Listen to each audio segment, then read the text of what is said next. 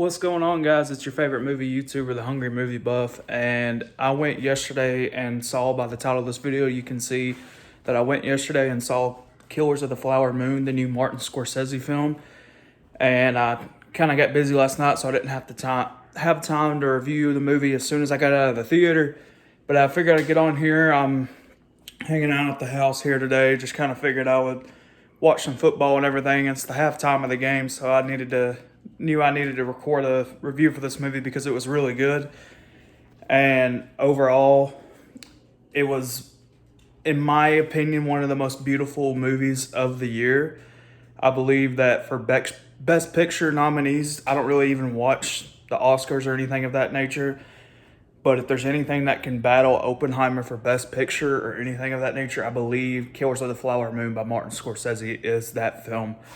It's beautifully, not just visually, but story-wise and everything. And I know I say it's beautiful story-wise, but at the same time, it's a very sad story, but something that needed to be told because it's not something that it is talked about. Essentially about the Osage tribe. They are being murdered off one by one. So this group of people are able to get the finances because essentially the Osage tribe is a very rich, one of the most rich tribes in history.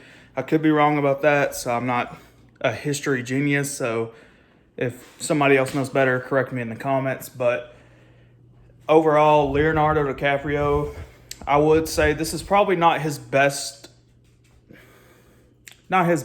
act in a movie.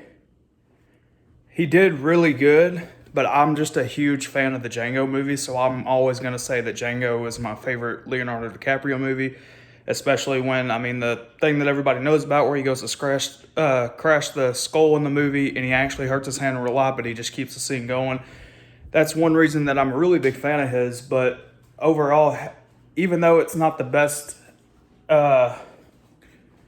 even though it's not the movie I think he's done best in, I can't talk right today, guys. I'm tired, but I think he did a phenomenal job in this movie conveying the character because he's very persuasive in this movie, or can be persuaded, and overall he's just a very guy that's easy to manipulate. I'm having hard times with words. I don't feel like trying to edit this today or redo the video or anything, so I'm going to blabber off a little bit. But overall, all the other characters, Robert De Niro and a bunch of other people, did a really good job. Now, this movie is a lot of dialogue, but it also, when it comes down to the story, it's great dialogue scenes. It's great with the other parts of the story and everything. I don't want to get into spoilers because, as you guys know, I don't do spoiler reviews because I want people to be able to experience the movie for the first time without me just being like, oh yeah, this happens and that happens. And then you don't get to experience everything for the first time. But overall, it was a great movie. It's got a lengthy runtime of about, if I'm not mistaken, it's 3 hours and 27 minutes long. I had a great time with it. I was able to just have some candy in my lap, a soda next to me, and I was able to literally just turn my brain off and be in awe at the horrible story, but great way of telling the story. It was a scary thing that those people went through in the past.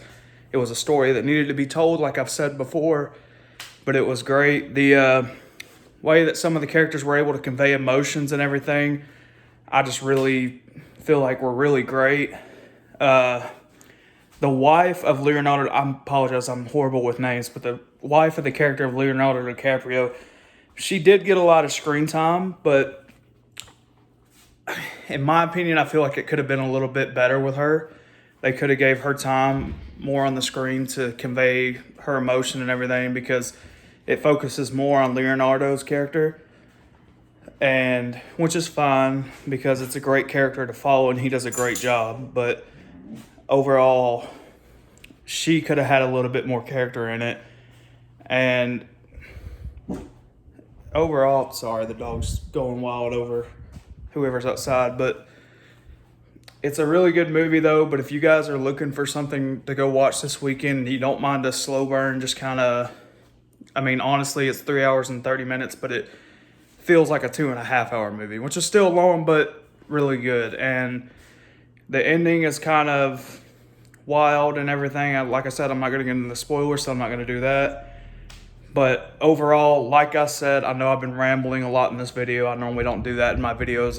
I'm sorry, but I don't feel like editing today.